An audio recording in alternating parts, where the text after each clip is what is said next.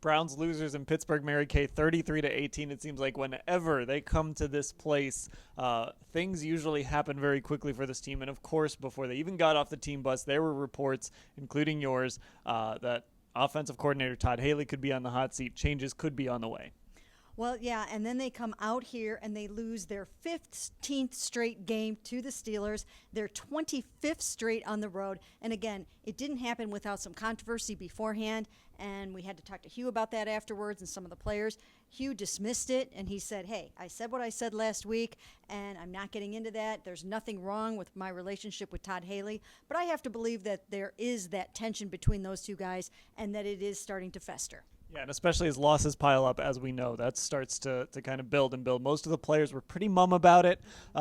Didn't seem like they were itching for any kind of change or anything, but they kind of stayed out of the whole thing. Now, for the Browns defensively, they forced some more turnovers today, but the offense just could not do anything with those turnovers. Right, which is one of the reasons why, there could be some kind of changes. Now, will it be Hugh Jackson maybe actually getting involved in play calling? Will it be something as drastic as Todd Haley no longer being here anymore?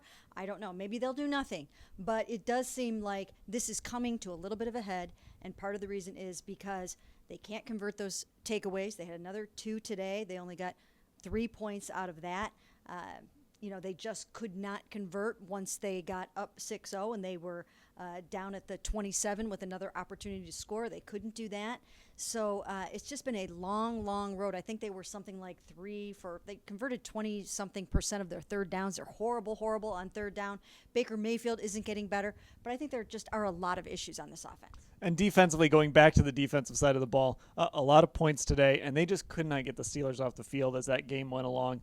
Even after the Browns finally got in the end zone, turned around, James Conner has a couple big runs. Steelers score quickly to kind of take control of the game again. And Myles Garrett had some interesting things to say after the game about the defense. Yeah, he really did. I mean, he criticized the game plan and said they should have done what they did in the first meeting, and he felt that they just did a lot better when they played the Steelers the last time to a 21-21 tie. I even asked Myles Garrett, don't you think this is a little risky to, be kind of calling out the defensive game plan? And he said, Greg Williams wants us to have our own opinions. He doesn't care about that.